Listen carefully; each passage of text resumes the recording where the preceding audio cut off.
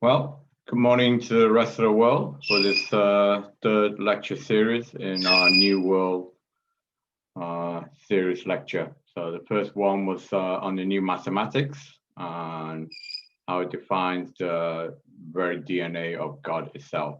The second was on the new science, specifically the twin universe, and how it can explain all the current cosmic unknowns such as dark energy, dark matter, ghostly entanglement of quantum entanglement, and all these other mysteries that current science cannot explain, but the twin universe through qualitatively and quantitatively analysis can actually prove. And ultimate proof is in God. So, and I showcase all the information, all the previous publication and the summary in this God manuscript, which is also available in Spanish Diaz by Andrea Wen and German Gott by Christian Schirlach, and this other translation coming up also in Arabic, Hebrew, French, Dutch, Italian, many others which I forgotten which they are. But obviously, what use are they? You know, it's fine having theories and postulates and all this stuff, which is great for wisdom and knowledge. But accumulated knowledge with no use is useless. So this year, 2020, I don't think I need to tell people around the world that is the most dramatic year indeed, which those that have been following me will know that I made a prediction in 2018, 2019 of the dramatic coming new year that will be 2020. And in this year, to help take humanity from this dark age, both in the science, as I sort of used a pun because of dark energy, dark matter, we gave results solutions to science, but we also want to get results and solutions to humanity as well, practical solutions. So there's a published book, which I believe this was in 2019, actually called The New World Order or Chaos. So we can either go down the path of order or down the path of chaos.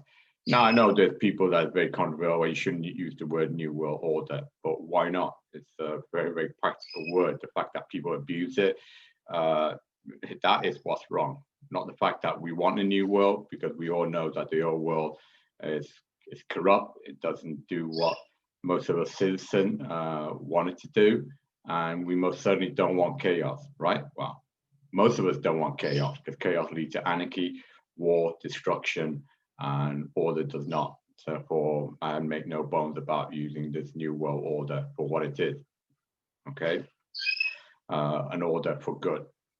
Okay, so the fact that other people corrupted that word is not my problem. That's other people's corruption. I'm just using the English word of what a new world order should be. That the fact that we want a new world and we want it to be ordered. Okay. Beyond that, this year was also sort of just backstepping a bit. This year, through the publication of the God, we created the One God, One Religion global unification movement. Unification because we want to unify all the faith-based religion into one single fact-based. So that's why the math, the science are there to lead people the right path. Therefore, we no longer need fake prophets or corrupt preachers to lead masses down the wrong way. Because, like I said to you, regrettably, there's too much of humanity that's led, let's just say, by charismatic people that do not have the motive, the good motive of the followers in mind, as they'll go and say, money and power corrupt, and it does. I don't think I need to tell my viewers or the world of that. So to counter that, we just want the followers of the one God, one religion to follow facts, equations, logic. That's all they need to follow. And obviously our motto is knowledge is our Bible and truth is our commandment. It's that simple. But we also want to develop new governance that is righteous and fair to all citizens, and also, as I mentioned to you, so in companion to the One God, One Religion global unification movement, Andrew Wen has created the One Humanity, One World global social movement. And within this book are contained solutions, practical solutions on how the world economy can be evolved, how exploration to the stars and the inner spirits, in sections on our collective, this global alliance that we created out of activists, artisans, and artists, which are focused on humanitarian, nature, and peace missions. Part of our peace mission also is we are working with Dr. Nadi. He was a past presidential candidate for Afghan presidency. We are proud to have him part of our association. His Afghan Peace Association been around for many decades. So with his collaboration, we plan on putting on a United Nations event focused predominantly on education and peace. We're proud to have his involvement and the Afghan government's involvement.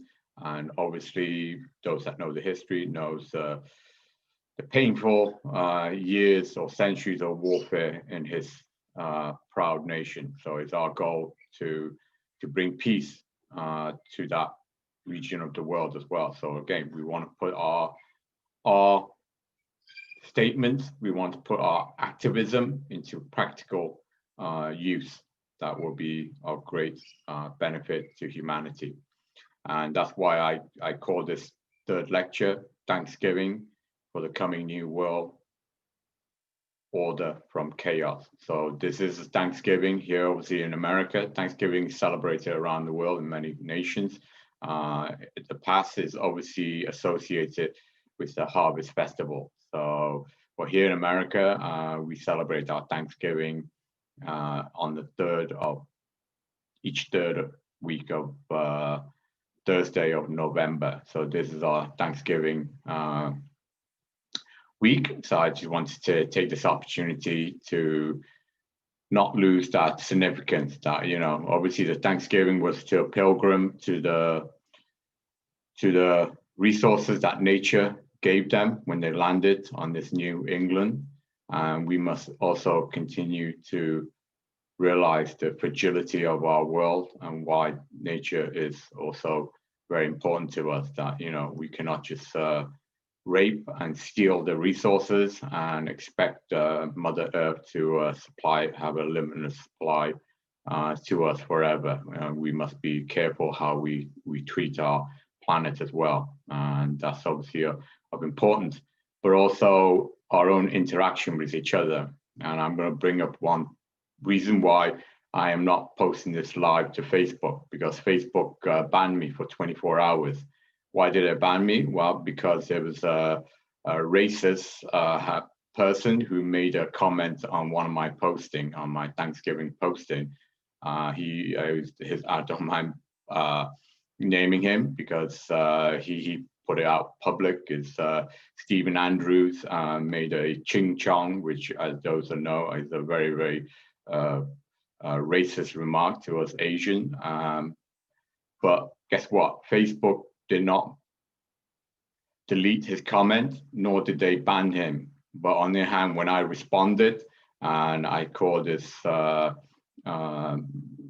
gentleman, well, I won't even call him a gentleman, that would be an offense to a real gentleman. I called this entity a racist trash. So for that, I was had my comment deleted and I was blocked for 24 hours. So this tells you how crazy this world is. I obviously put in my own complaint to Facebook is, why do they not ban a racist who made a racist remark, but yet they banned me, the one who was offended by the racist remark, and I had the audacity to retort and respond to a racist. So I want hopefully Facebook to be watching this and telling me why they're doing this. Why are they supporting racists?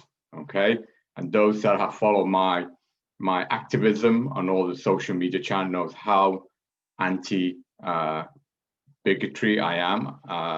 I'm opposed to races. I'm opposed to sexes. I'm opposed to any kind of bigotry. Okay, and it is damning. It is shameful when I hear people who, first of all, are racist, are sexist. Those are the people that I'm targeting. And I wish other people, including the organization, would support that. But as Facebook has seen relevant to leave the comments of a racist, but yet dare to block me. So again, I hope Facebook is watching this, and I hope this shames them into getting a policy which is within the community guideline, okay? So they should be going after racists. They shouldn't be going after people that has been offended by them and just basically standing up against these anti-racists. Yes, they are racist trash, you know? So I am being banned for calling someone a racist trash, but yet the racists can call me ching chong and Facebook allows it. So shame on them and shame on anyone who are in that mode of thinking. Okay, so again, this is the reason why I'm raising this, because this is very, very important for our new world. Because if we continue the old ways of bigotry, of intolerance, of exclusion, then we're going to lead this humanity into continued dark ages, into extinction, into violence, into war. So for this new world that is coming, we need to be a new world of tolerance, of inclusion. Okay?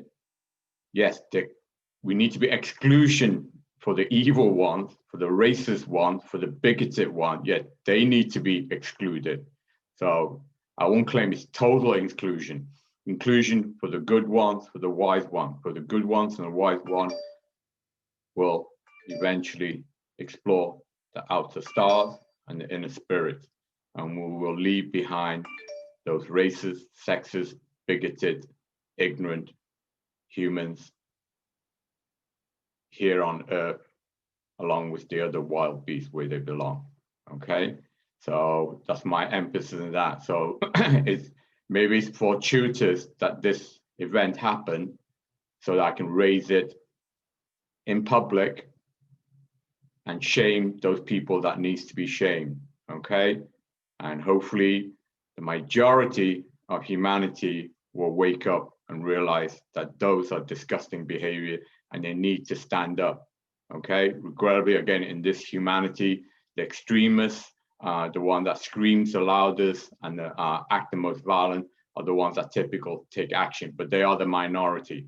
But the majority who are peace-loving people, you all need to stand up, all need to tell those minorities, those obnoxious minorities to basically shut up and sit down, okay?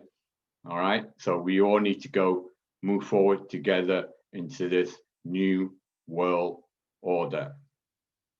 So God bless you. All right, thank you all for listening and hopefully absorb this divine message that the cosmos has given all of us for this coming new world.